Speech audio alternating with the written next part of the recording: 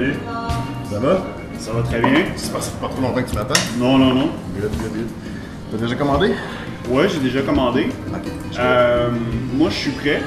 Donc, pour les questions, tu peux partir tes caméras quand tu veux. Ok, j'ai juste commandé avant qu'on commence, ça te dérange pas? Pas de problème. Je vais prendre comme d'habitude, dans le fond, la coupe de fruits. Avec le café? Ouais, merci. Ben moi, en fait, mes caméras sont déjà installées. Je suis venu les installer hier avec mon équipe technique. Ah oui, fait que ça tourne depuis... depuis hier, ok. Ouais, non, en fait, je leur ai dit de tourner quand t'arriverais, ça me part du stock pour l'intro, pour le générique. Ok.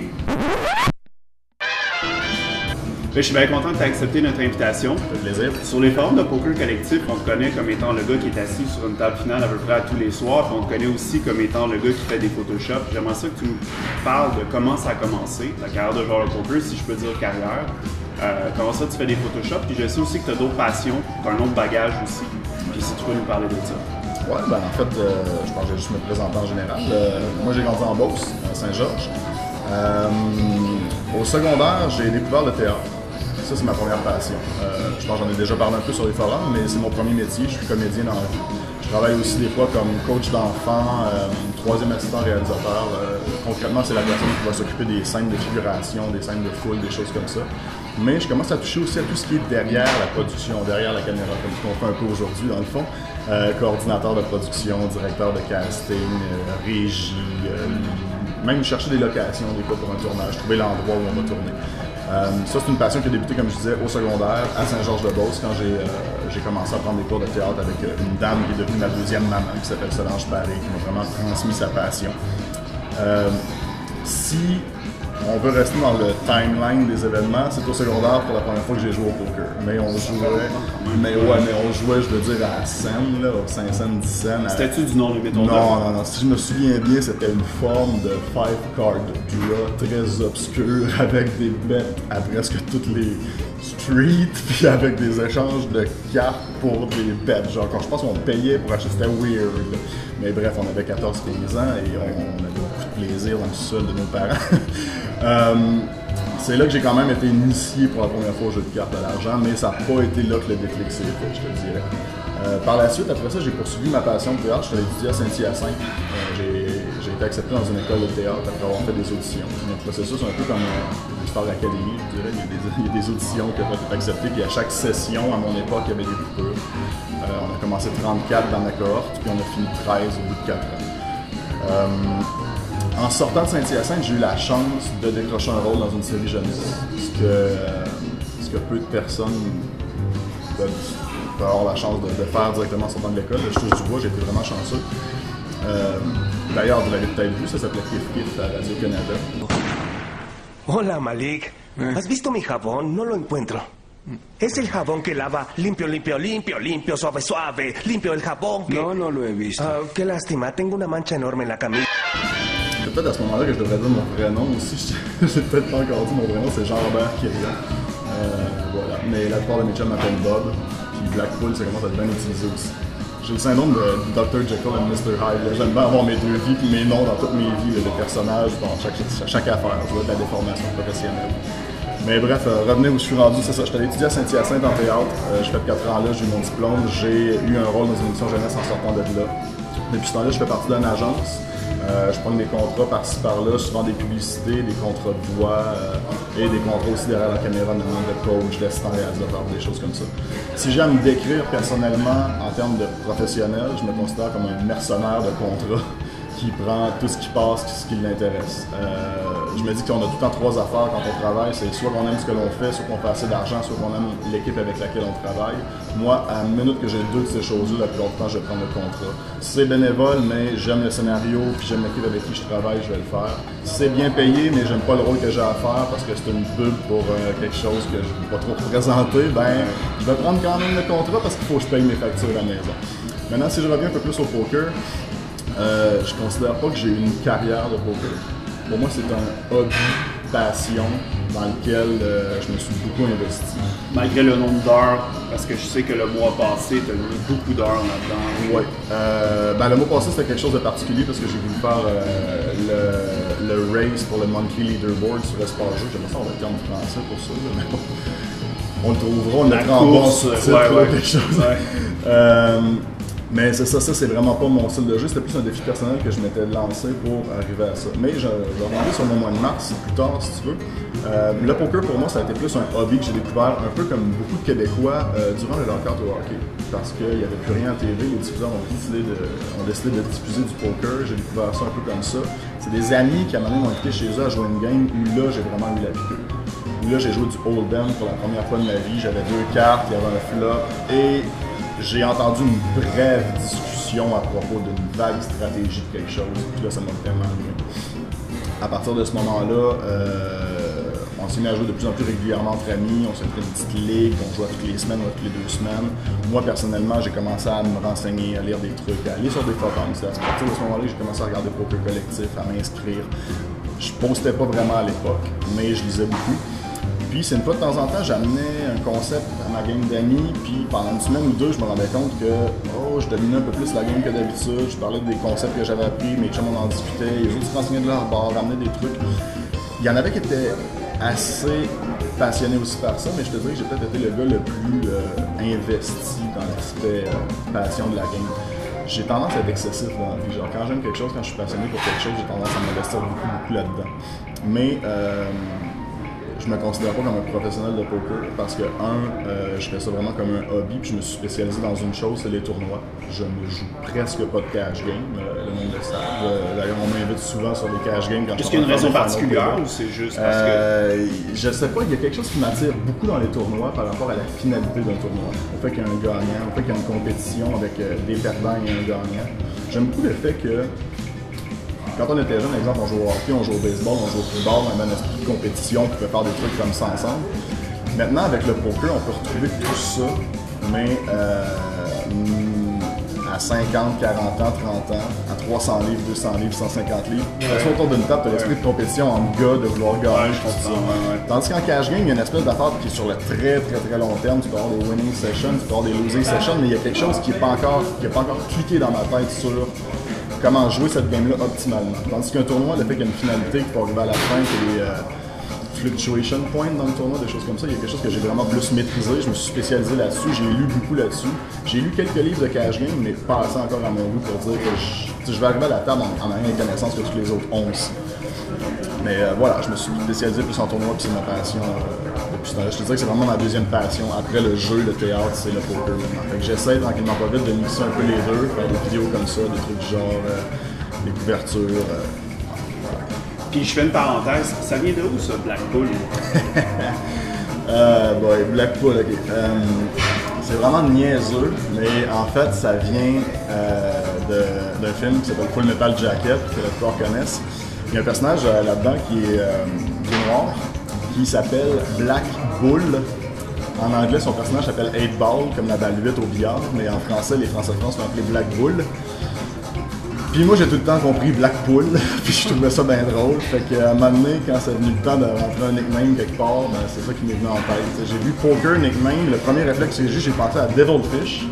Fouille-moi pourquoi, c'était le seul nickname de poker que je connaissais au presque. Fait qu'en pensant à Devilfish, j'ai pensé à Diable, puis Blackpool, c'est sorti comme ça. Mais ça sonne bien quand même. Ouais, ça marche. Ça reste nébuleux. Pendant, je pense, 6 mois sur l'espace jeu, il y en a qui pensaient que j'étais une fille, il y en a qui pensaient que j'étais noir. C'était pas pire.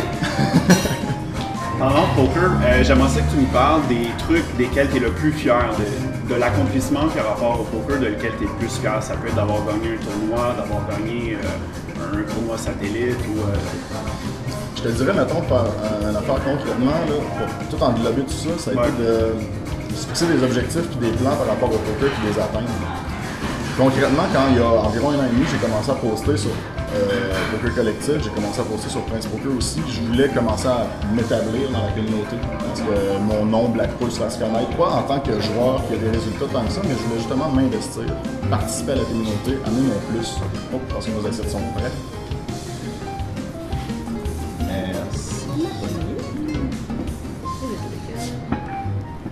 Merci. Merci.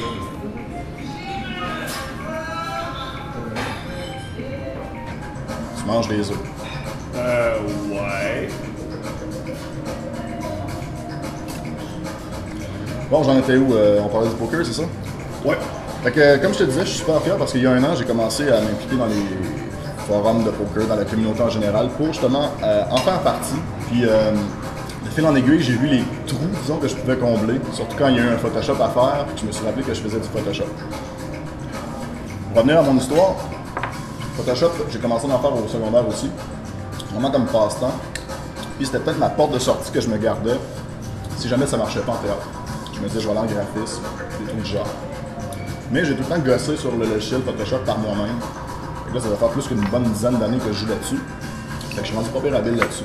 Puis je me suis rendu compte que c'était vraiment un des meilleurs moyens sur le forum pour être apprécié, ou disons, et avoir de la rep plus.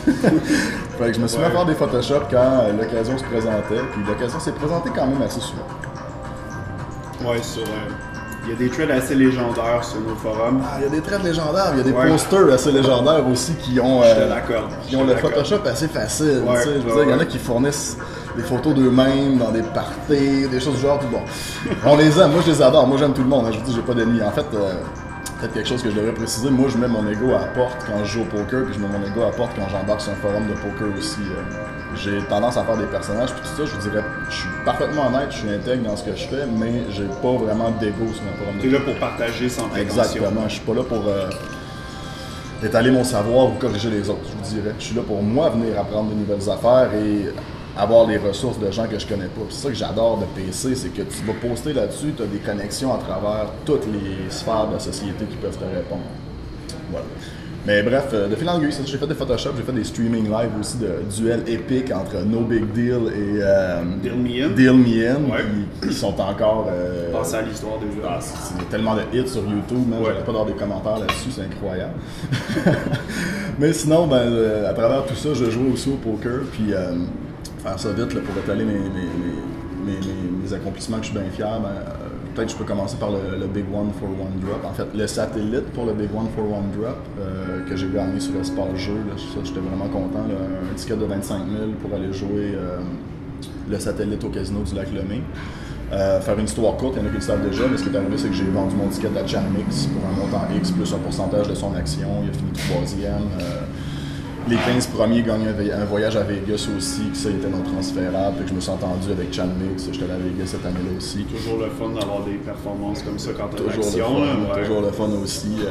Ben le fun aussi de juste, ça m'a permis de rencontrer Chanmix dans un sens, on ne s'est pas parlé pendant des jours entiers, mais juste des brèves conversations, d'avoir un insight sur comment est-ce qu'un gars avancé comme lui peut penser en termes de poker. Personnellement, je trouve que ça m'a fait progresser aussi.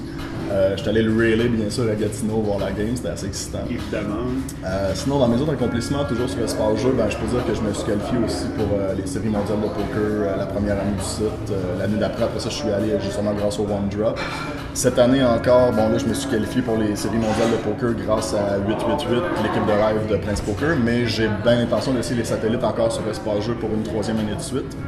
Sinon, j'ai réussi aussi à me qualifier pour presque tout ce qui était tournoi majeur live qu'on pourrait se qualifier sur Espace Jeu, à part peut-être le championnat de poker en ligne, qu'il y avait un volet live aussi que j'ai pas fait. Mais la série royale, je me suis qualifié, le tournoi des célébrités, je vais y retourner cette année, j'y étais l'an passé, puis la série des As aussi cette année dans Charlevoix, je vais aller faire. Puis plus concrètement, dernièrement, au mois de mars, je m'étais lancé comme défi personnel de gagner la course du leaderboard sur Espace Jeu, ce que j'ai fait, j'ai réussi à arriver premier, puis à travers ça, dans mon mois, j'ai réussi à gagner une croisière organisée par Espace Jeu de 5 000 $.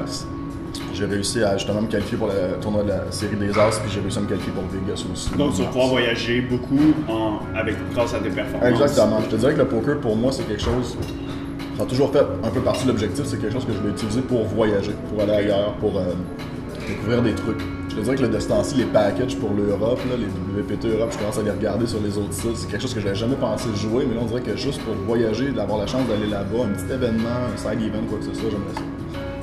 Je vais te poser la même question que je pose à toutes les personnes que je reçois en entrevue. J'aimerais ça que tu nous racontes une ou deux anecdotes qui ont rapport avec le poker. Ça peut être des anecdotes qui sont dignes de mention, des anecdotes bizarres, étranges, drôles, donc des trucs qui sont dignes de mention que tu pourrais raconter. J'ai pris une bouchon au mauvais moment, mais... Tant que ça se dit, là, tant que ça se raconte. Je raconterai pas toutes les anecdotes que je pourrais raconter sur les membres de PC qui viennent m'offrir des pots de vin pour pas que je fasse de Photoshop sur eux. Mais bon. Ça, c'est une partie de ton revenu. Ouais, seulement que tu payes tes moyens. C'est clair. Mais une anecdote intéressante qui est un petit peu. C'est pas anodin, mais j'ai déjà assisté à un chip and a chair. C'était pas moi le chip and a chair, mais à l'époque où on faisait une ligne entre amis, comme j'expliquais tantôt, à un moment donné, c'est devenu plus sérieux. On jouait toutes les semaines. On avait peut-être des games, des fois, on avait 15 à 20 personnes. Donc, on faisait 2 tables qu'on regroupait après ça pour une table finale. Puis, un de ces jours-là, j'avais invité un de mes amis qui joue vraiment pas beaucoup. Il s'appelle Christophe, d'ailleurs, que je salue, qui est en tournée avec Cavalia présentement en Australie. Il est venu jouer, vraiment pas expérimenté, un joueur qui joue pas souvent. Après 3 niveaux de blind, on partait peut-être avec des stacks de 8000. Je me rappelle plus comment c'est arrivé, probablement un suck out, un bad beat ou juste un mauvais move de sa part, mais il s'est retrouvé avec un chip de sang. Un beau chip rouge de sang, je m'en rappelle. Puis, bon, le punch est assez déjà raconté, là, mais il a pitché sa chip la main d'après, quadruple up. La main d'après, il a pitché son stack, triple up, et ainsi de suite, jusqu'à ce qu'il ait remporté le tournoi. C'est le même, ça se gagne des tournois. Exactement. Puis le pire, c'est qu'au moment où il y avait un seul jeton de sang, il n'y avait pas encore aucune élimination. Il restait encore 19 joueurs, si je ne me trompe pas. Puis il a réussi à gagner le tournoi quand même. Bon, ça, j'ai vu ça juste une fois dans ma vie. Voilà. Est-ce qu'il y avait d'autres trucs dignes de mention qui me viennent à l'esprit? Fait cocasse pour la croisière sur l'espace jeu. J'avais complètement oublié que le tournoi se jouait, le tournoi 100$ pour se qualifier. C'est un gars sur la page Facebook d'Espace Jeu qui est juste venu écrire « Hey, wow, beau tournoi, il y a juste 26 entrants. Il y avait sûrement l'overlay dans ce tournoi. Vous devez perdre de l'argent, Espace Jeu. » C'est genre un troll, bref, un vrai bon troll d'Espace Jeu, comme il y en a de temps sur leur page Facebook. Un peu plus, puis il t'envoyait pas un message texte pour te dire de t'inscrire. Fait que je suis allé m'inscrire, je me suis inscrit avec 35 minutes de retard en late reg. Il y avait 26 joueurs au total, il en restait 19 quand je suis arrivé, puis j'ai fait 15e, je pense. J'ai réussi à binker le tournoi. Mais ça, je dois avouer que j'ai été vraiment lockbox dans celui-là. J'ai gagné 2 flips. Ça, c'est un winner take-all? Ben, c'était la croisière, je pense que oui, le gagnant faisait la croisière. Peut-être que le deuxième faisait 800, là, mais je suis pas sûr du tout. Je pourrais vérifier un peu. Puis si on parle d'un futur proche, c'est quoi tes plans, que ce soit par rapport au poker ou que ce soit à d'autres choses? Est-ce que tu as des objectifs? Parce que là, le mois passé, tu t'es fixé un objectif, celui de finir premier dans le leaderboard sur l'espace jeu. Est-ce que tu as d'autres objectifs en termes de poker? Puis est-ce que tu t'imagines encore jouer au poker pendant 1 an, 2 ans, 10 ans? Comment tu vois ta carrière de joueur de poker, entre guillemets? Ben, comme je disais, c'est pas vraiment une carrière. Fait que moi, je vais juste jouer quand j'ai du plaisir de jouer. Tant qu'il y a des tournois que je trouve intéressants. Je n'ai pas commencé à parler de stratégie ou quoi que ce soit, je me qualifie pas comme un gars qui peut commencer à donner des cours en vidéo ou quoi que ce soit tout de suite, mais une partie importante de ma stratégie, moi, c'est la table selection. Tant qu'il y a des tables et des tournois qui m'intéressent, que je trouve intéressant, avec un prix intéressant, une table, je pense que je vais jouer parce que je vais trouver ça intéressant. Mes projets futurs, présentement, c'est d'essayer de faire un merge entre mes 2 passions, qui sont le jeu et le poker. Donc, faire des projets vidéo. Fait que vous allez peut-être me voir plus souvent justement devant la caméra. J'utilise ton entrevue pour faire mon coming out, en fait. Donc, ouais, voilà, peut-être faire des couvertures d'événements, des entrevues un peu, peut-être aussi vidéo avec des joueurs, peut-être aller à Vegas quand je vais y aller faire suivre les joueurs québécois qui vont être là, des choses comme ça. J'ai des projets de web télé de poker aussi qui me traversent un peu la tête, mais... Est-ce que tu peux nous en parler rapidement? Je suis intrigué, là. Ben, c'est des projets qui sont un peu, disons encore... en termes de projet, là, donc la pré-prod n'est pas commencée, ni la production, mais j'ai des amis producteurs, des amis réalisateurs qui seraient intéressés aussi à le faire, mais je te dirais, ce qui me manque pour l'instant, c'est de trouver un scénariste, un script qui peut vraiment m'écrire quelque chose d'intéressant. Puis, personnellement, tout ce que je vois sur Internet, comme récemment on en a parlé sur Poker Collectif, de Boët, je trouve ça tellement navet, j'ai de la misère à écouter ça. Moi, mais c'est pour réticher, hein? Les yeux me saignent, moi, je capote. Je suis d'accord. C'est peut-être des lacunes au niveau de la réalisation du script, mais c'est que tout ce qui se fait sur le poker aux États-Unis en termes de web télé, il essaie de faire ça dark, il essaie de faire ça dégueu, je sais pas. Depuis Rounders, il n'y a presque rien qui s'est fait bon aux États-Unis, je trouve, sur le poker. Il essaie d'aller chercher un public large. Exactement. Personnellement, moi, ce que je trouve que c'est mieux fait dans le genre sur Internet, c'est The Micros, qui est une petite série animée en 3D, humoristique. Qui a été commandité par Full Tilt pendant un certain temps. Quand Black Friday est arrivé, ils ont même intégré ça à l'émission en tant que telle. Et ça, tu vois. Salut Mélanie. Je salue une de mes serveuses préférées. Salut. C'est quelque chose que j'ai pas dit, mais c'est parce qu'on était à la grand-mère poule, merci. On est à la Grand-Mère Poule parce que oui, je m'appelle Black Poule, puis c'est thématique, puis c'est bien drôle, mais c'est quand même un de mes restaurants déjeuner préférés. Je vous suggère fortement la poule mouillée. Ça va bientôt le spécial Black Poule ici. Ouais, c'est ça, des projets de web télé. Ouais, la Black Poule mouillée. Des projets de web télé, j'ai vraiment envie de faire ça. C'est quelque chose qui m'intéresse beaucoup. J'aimerais ça faire de quoi d'humoristique, une espèce de capsule rapide, 4 à 6, 8 minutes max.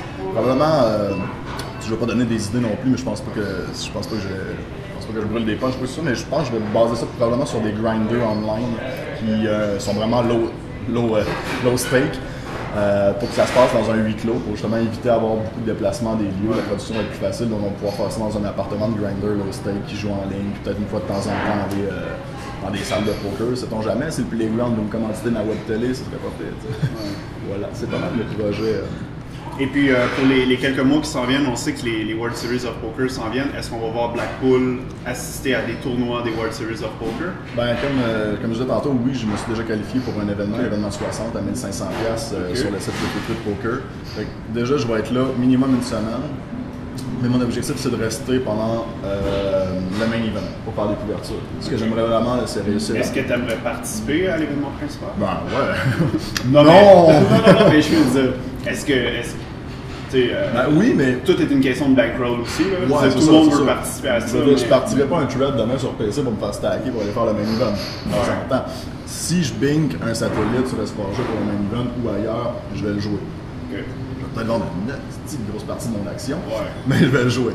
Mais personnellement, comme je disais, j'ai tendance à me fixer des objectifs puis des buts, mais j'ai tendance aussi à être réaliste dans ce que je me fixe. Okay. Je pense que je préférerais jouer 3 événements à 1500$, 2000$, peut-être le Little One for One Drop à 1111$ aussi, que je me dis j'ai beaucoup plus de chances de bien performer, de faire un cash là-dedans, que d'aller me clencher le main event. Personnellement. C'est sûr que je ferai le main event quand même si je peux le jouer, mais il y a beaucoup de tournois satellites un peu partout sur les sites en ligne. Donc, exactement, puis je regarde aussi.